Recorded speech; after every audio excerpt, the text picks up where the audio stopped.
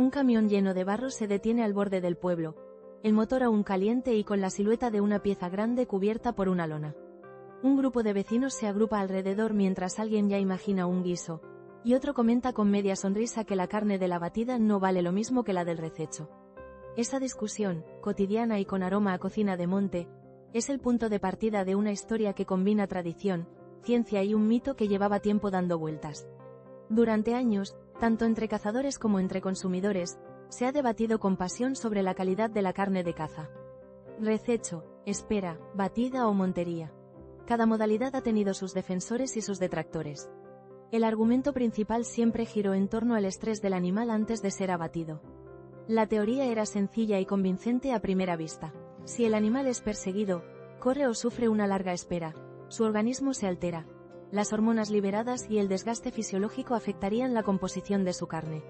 Así, para muchos, la forma de abatir a la pieza condicionaba el resultado final en la mesa. Pero antes de entrar en la última voz de la ciencia, conviene entender qué implica ese estrés desde el punto de vista biológico. Cuando un animal percibe una amenaza, su cuerpo activa una respuesta defensiva inmediata. Se liberan adrenalina y cortisol, hormonas que movilizan recursos para huir o defenderse.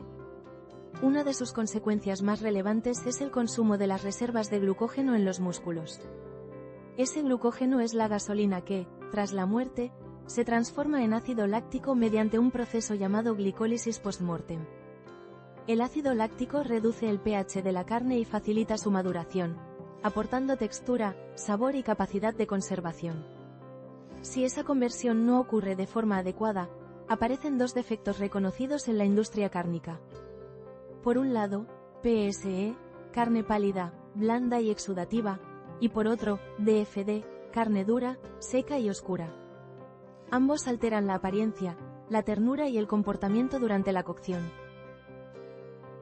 Con ese trasfondo fisiológico, la noción de que el método de caza influye en la calidad tenía sentido.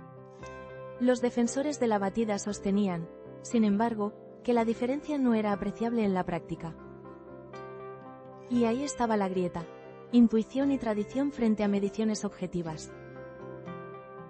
Hace poco, un estudio alemán que analizó más de 220 piezas de caza mayor vino a arrojar luz sobre la cuestión.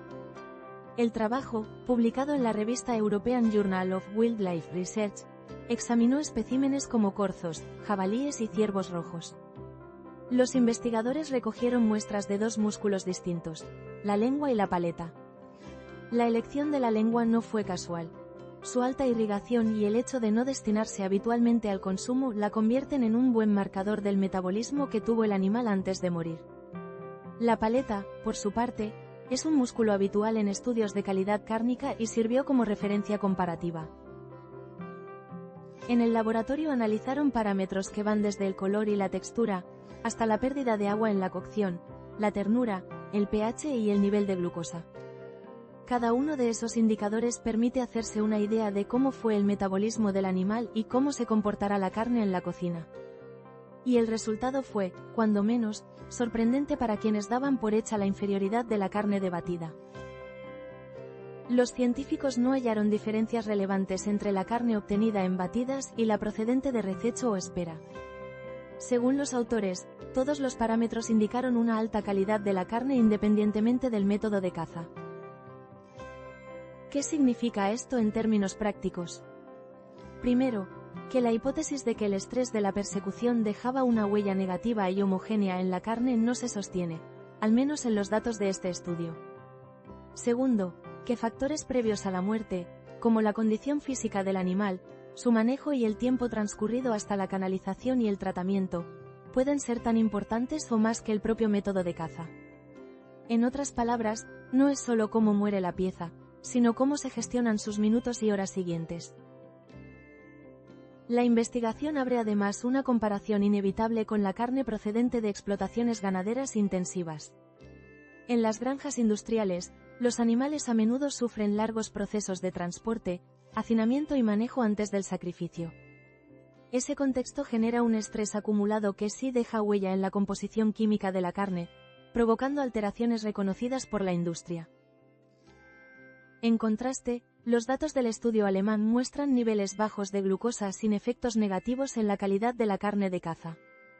Incluso en piezas procedentes de batidas no se detectaron signos de agotamiento ni defectos relacionados con el estrés.